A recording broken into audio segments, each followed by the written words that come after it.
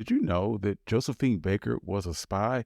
While she's best known for being a singer and a dancer, during World War II, she worked as a spy for the French resistance. And today, we're going to talk about it. And if you have your own questions, you can reach out to me at onemichistory.com in the contacts page. Also, if you'd like to support the channel, you can do so on my Buy Me Coffee on my Patreon page in the description below. Give us 5 stars on Apple Podcasts and support the YouTube channel. But without further ado, let's get started.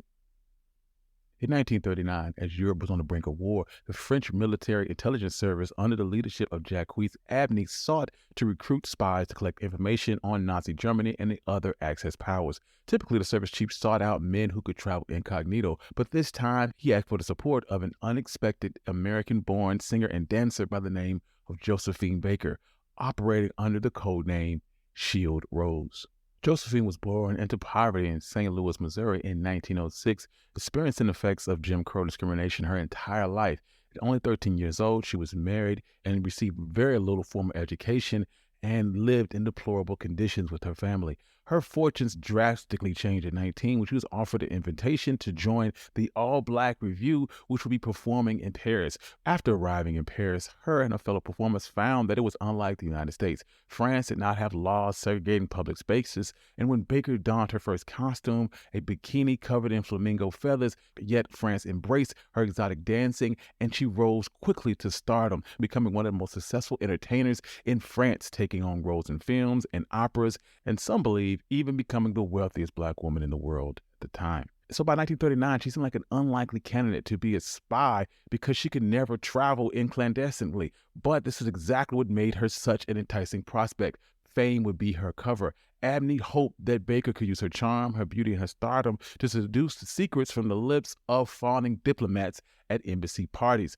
Baker would agree to the espionage work for her newly adopted country because she found freedom in France that America only promised her in words. She would state that France has given me all that I have and I'm forever thankful. Therefore, I'm prepared to give my life as a gesture of gratitude. Please make use of me in any way you see fit. Beginning her undercover work attending diplomatic functions held at Italian and Japanese embassies, despite the risk involved, the novice spy bravely recorded her conversations that occurred at these events by taking notes on her palm and even up her arm. She would take to pinning notes to her underwear, knowing that she would never face a strip search, and she was right. But still, Abtey told her she needed to be cautious. She would respond by saying, "Nobody would think I was a spy." She was confident in her celebrity and her connections protecting her.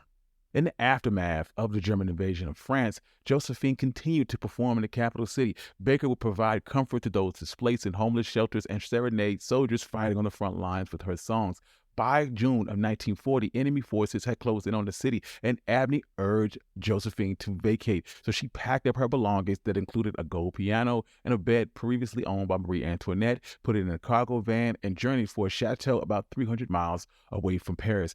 At the chateau, Josephine continued to offer her home to the resistance fighters and provided them with visas. She also continued to attend parties and diplomatic functions, particularly at the Italian embassy, which made her come in contact with some high-ranking Axis bureaucrats. At these events, she collected intelligence on German military forces and noted down harbors and airfields that were still in use.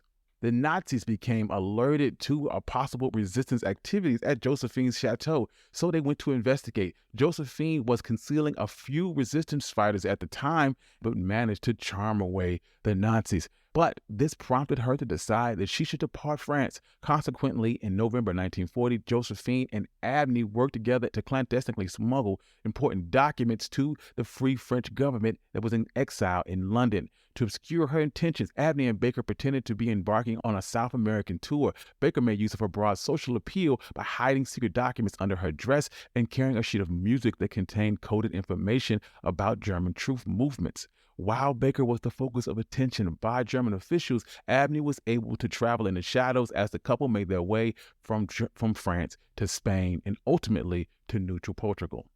While in Spain and Portugal, Baker continued to attend embassy events and gather information on Axis troop movements. She discreetly jotted down the details in the restrooms and kept her notes fastened to her bra with a safety pin.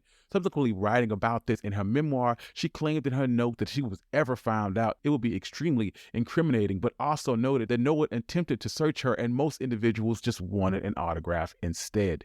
In January of 1941, Baker and Abney sailed to Morocco across the Mediterranean Sea with 28 pieces of luggage and a collection of pet monkeys, mice, and a Great Dane. The ostentatiousness of the journey was a disguise for the true purpose, which was to establish liaison and a transmission in Casablanca. While in northern Africa, she provided passports to Jewish people escaping Nazi rule in Eastern Europe. However, in 1941, she fell ill with peritonitis and had to be hospitalized. During her 18-month stay, she underwent several operations and was so ill that the Chicago Defender erroneously published her obituary, written by Langston Hughes, suggesting that her death was due to Nazi persecution. Baker was able to quickly set the record straight, informing the Chicago Defender that there's been a slight error, but I'm much too busy to die. While healing, Baker remained an active part in the war effort. In addition to hosting meetings at her bedside, she kept an eye on the American and French resistance activities outside her door, observing the influx of American forces as they arrived in Morocco for Operation Torch in November of 1942. After being discharged, she toured Allied military camps, and by day she rode in jeeps in the scorching deserts of North Africa, and by night she bundled up and slept on the ground next to her vehicle to avoid landmines. After 4 years of Nazi occupation, the city of Paris was liberated in October of 1944. The liberation was celebrated in the streets with joy and flowers. Riding back to France, Josephine was celebrated in her lieutenant's uniform. She would don her uniform again in 1961 after receiving 2 of France's highest military honors, the Croix de Guerre and the Legion of Honor, all at a ceremony which detailed all of her espionage work to the world. Tearful Baker told her countrymen that I am proud to be French because this is the only place in the world where I could realize my dream. Thank you. I'm your host, Country Boy, and this has been One Mic History. And if you have questions or you just want to leave your comments, like I said, you can do so at onemichistory.com in the contact page. Thank you for listening, and peace.